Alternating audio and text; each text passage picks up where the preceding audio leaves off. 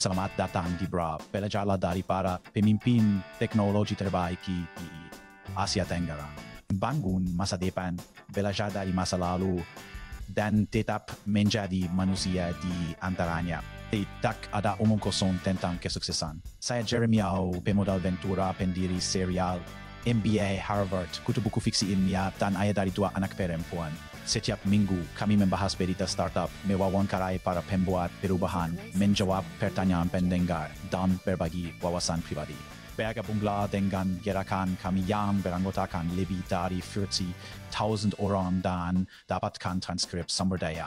Dan komunitas di www.bravesea.com. Tetap sehat dan tetap berani. Jeremy Au duduk bersama Parin Mehta, seorang mitra Ventura dan anggota Dewan di Menyala, untuk mendiskusikan perjalanannya melalui teknologi dan pembinaan. Parin berbagi wawasan yang tak ternilai tentang transisi karirnya, seni melatih, dan pertumbuhan pribadinya. Parin memulai perjalanannya di Inggris, dengan orang tua yang bermigrasi dari Uganda dalam keadaan yang kurang beruntung. Latar belakang multikultural ini menumbuhkan minatnya pada beragam budaya dan pelatihan.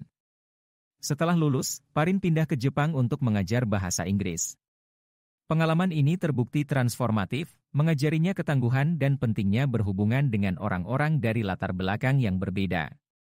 Waktunya di Jepang memicu keinginannya untuk bekerja di pasar internet konsumen yang sedang berkembang pesat di Asia. Kembali ke London, Parin bekerja sebagai konsultan manajemen. Namun, ia segera menyadari bahwa lingkungan yang terstruktur bukan untuknya. Pada tahun 2007, seorang teman memperkenalkannya kepada Google, dan ia bergabung dengan perusahaan yang berkembang pesat tersebut. Selama dekade berikutnya, Parin bekerja di berbagai proyek di Eropa, Afrika, Amerika Serikat, dan akhirnya di Singapura, mendapatkan pengalaman yang tak ternilai dan mengasah kemampuannya dalam kepemimpinan dan pembinaan. Minat Parin dalam bidang pelatihan berkembang karena kebutuhan. Memimpin tim ekspansi internasional di Google dan kemudian Airbnb, ia mempekerjakan individu berkualifikasi tinggi yang tahu lebih banyak daripada dirinya. Dinamika ini membuat pengarahan terhadap mereka menjadi tidak efektif. Sebagai gantinya, ia mengadopsi pendekatan pembinaan, mengajukan pertanyaan dan membantu anggota timnya menemukan solusi mereka sendiri.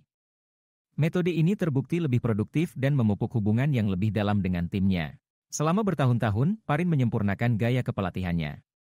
Awalnya, ia berfokus pada membangun pengulangan sebanyak mungkin dan mempraktikkan keahliannya. Dalam beberapa tahun terakhir, ia lebih serius dalam melatih, memperoleh sertifikasi dan melatih setiap hari.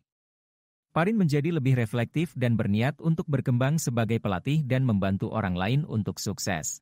Parin menekankan pentingnya mengajukan pertanyaan yang tepat pada waktu yang tepat. Kebanyakan operator atau pembangun tahu apa yang ingin mereka lakukan tetapi kesulitan dengan hal-hal yang spesifik. Coaching melibatkan kehadiran, mengetahui suasana hati orang tersebut, dan mengajukan pertanyaan yang membuka wawasan dan mengarah pada tindakan. Pendekatan ini membantu para coach merasa dimengerti dan memfasilitasi refleksi yang lebih dalam dan pengambilan keputusan yang lebih baik. Gaya coaching Margaret berevolusi untuk fokus pada memberikan ruang bagi ketidaknyamanan dan keheningan yang lama, yang pada akhirnya mengarah pada wawasan yang lebih dalam. Dia percaya dalam menciptakan lingkungan yang aman bagi para coach untuk mengambil risiko dan merenungkan secara mendalam tujuan dan tantangan mereka. Metode ini berbeda dengan manajemen tradisional, di mana para manajer mengarahkan dan memberitahu, yang seringkali menghambat pertumbuhan individu-individu berbakat.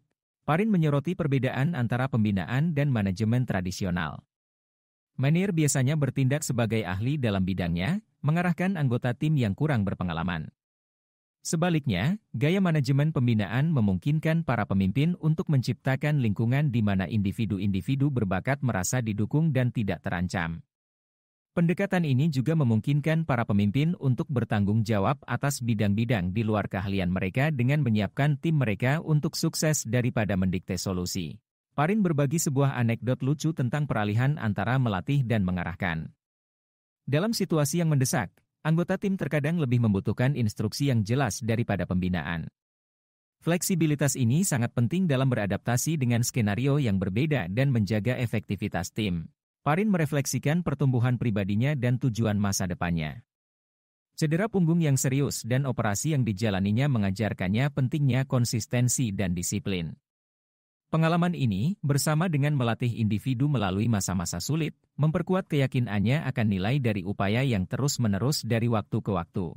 Kedepannya, Parin berkomitmen untuk melatih selama sisa hidupnya.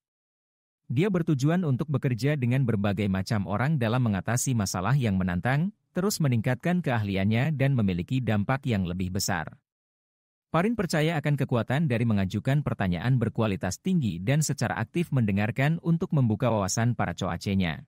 Percakapan Jeremy dan Parin menyoroti kekuatan transformatif dari pembinaan dan pentingnya mengadaptasi gaya kepemimpinan untuk mendorong pertumbuhan dan kesuksesan. Perjalanan Parin dari teknologi ke coaching adalah bukti dari nilai ketangguhan, refleksi, dan peningkatan berkelanjutan. Komitmennya untuk membantu orang lain sukses melalui pembinaan yang bijaksana dan berdampak menjadi inspirasi bagi para calon pelatih dan pemimpin. Thank you for listening to Brave. If you enjoyed this episode, please share the podcast with your friends and colleagues. We would also appreciate you leaving a rating or review. Head over to www.bravesea.com for member content, resources, and community. Stay well and stay brave.